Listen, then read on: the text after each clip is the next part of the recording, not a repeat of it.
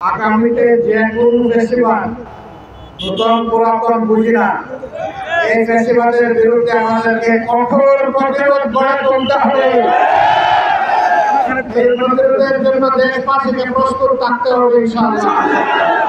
বিশেষ করে যে যুবকরা মুক্তিকে রক্ত দিয়ে জীবন দিয়ে আমাদের কাছে বাংলাদেশকে আমানত রেখে গিয়েছে, আমরা সেই রক্তের সাথে কাউকে বেইমানি করতে দেব না ইনশাআল্লাহ।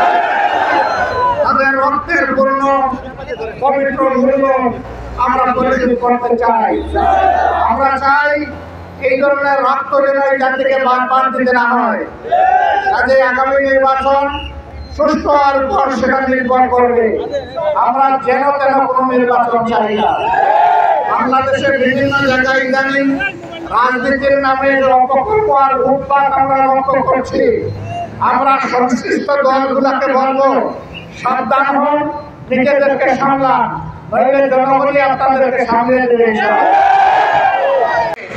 আজকে বাংলার জনগণ ঐক্যবদ্ধ, লুটেরা দুর্নীতিবাজ ওই স্বপ্ন সফল করতে পারবে।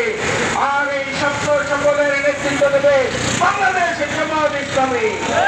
আর এই জামাত ইসলামীর পতাকা দেবে অল্প কিছুক্ষণের মধ্যে সম্মানিত আমির জামাত আমাদের এই পথসভায় হাজির হবেন সংগ্রামী কুমিল্লাবাসীর।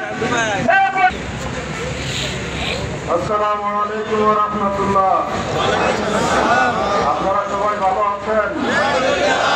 আমরা আপনাদের সাথে আমির জামাতকে স্বাগত জানানোর জন্য এখানে উপস্থিত হয়েছি।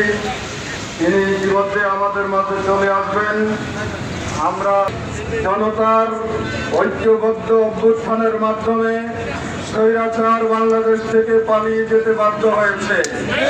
আজকে তার এই মাসেই আমাদেরকে আরেকটি ব্যালট বিপ্লবের জন্য সর্বশক্তি